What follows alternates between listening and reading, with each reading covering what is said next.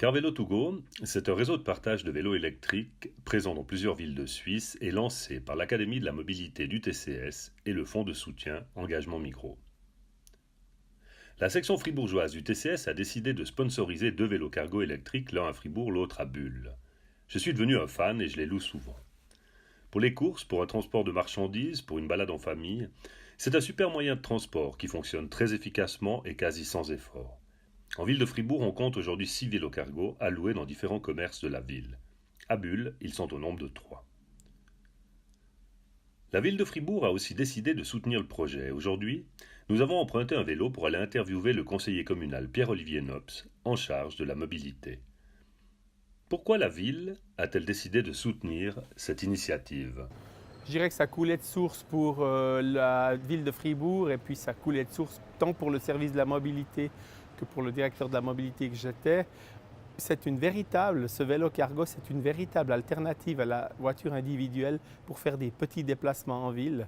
Par exemple, pour aller à la crèche, amener ses enfants, par exemple, pour aller à la déchetterie, par exemple, pour aller prendre livraison de cartons de vin, puis même pour un artisan, pour aller acheter des pièces de rechange, amener sa caisse à outils pour une petite intervention.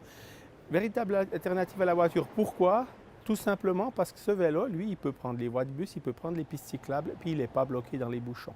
Donc beaucoup d'avantages. Et puis en plus, il ne fait pas ou presque pas de bruit. Il n'émet pas d'émanation de gaz à effet de serre, de gaz polluants. Donc c'est vraiment un moyen de transport très efficace, très environnementalement friendly, si vous me permettez l'expression, et puis performant pour faire des livraisons et des petits transports en ville.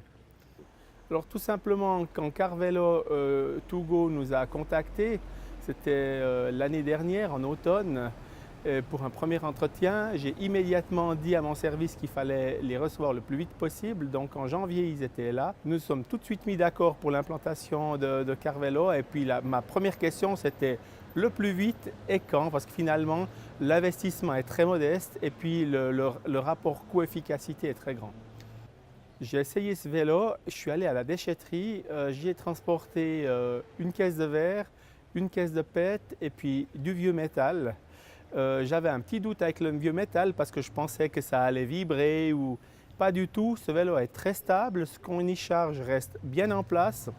C'est très confortable à conduire, c'est très facile à conduire. Je dirais vraiment qu'un adulte de corpulence même moyenne à fine, peut vraiment le conduire très confortablement.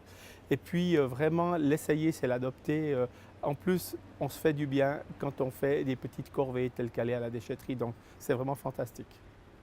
Alors l'utilisation de Carvelo2Go est extrêmement simple. Pour la location, il faut commencer par télécharger une application sur votre magasin d'applications, en l'occurrence chez moi sur l'Apple Store, en cherchant Carvelo2Go. J'ai bien sûr déjà téléchargé l'application, mais pour vous, il suffira de la télécharger. Quant à moi, je l'ouvre. Au moment où vous l'aurez téléchargé, vous allez remplir quelques indications et n'oubliez surtout pas de dire que vous êtes membre du TCS si vous l'êtes, puisque vous bénéficierez ainsi du demi-prix. Maintenant, j'aimerais louer un vélo à Fribourg. Donc, je cherche simplement la localité, Fribourg. Et ce vélo, j'aimerais l'avoir jeudi de 9 h du matin à 14h30. Il va chercher les disponibilités et je vois que j'ai plusieurs possibilités. Je peux prendre celui de la confiserie Suard, celui de l'office de poste et celui qui m'intéresse est celui du TC Training Center. Il suffit donc de réserver et la réservation est déjà terminée. Ensuite, il suffira d'aller le chercher. On vous demande parfois de présenter votre réservation qui s'affiche sur votre téléphone, ici.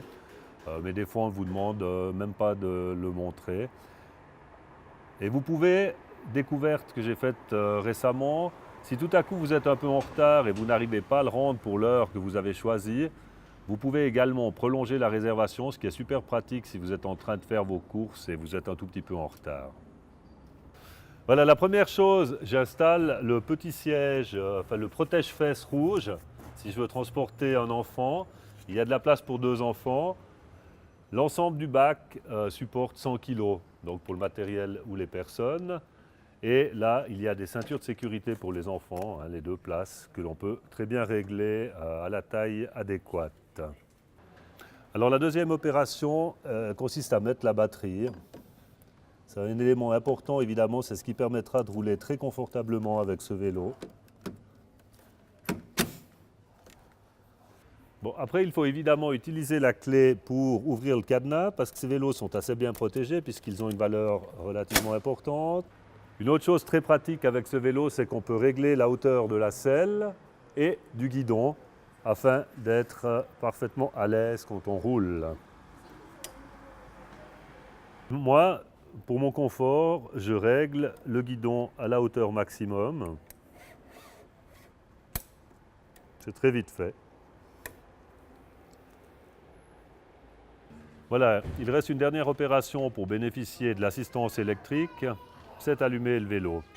On peut choisir ensuite quelle force on veut donner à cette assistance électrique et pour ce faire, il suffit d'utiliser ce petit bouton plus ou ce petit bouton moins. Alors on peut bien sûr décider de rouler sans assistance électrique, mais ça je ne vous le conseille pas. Ensuite on peut rouler en mode éco, en mode tour pour faire des balades, en mode sport et en mode turbo. Le turbo c'est génial, ça va super bien et puis on n'a jamais aucun problème à bien avancer avec un effort tout à fait minimal. Alors un dernier détail, la première fois qu'on utilise ce vélo, on oublie cette fonction mais elle est vraiment importante.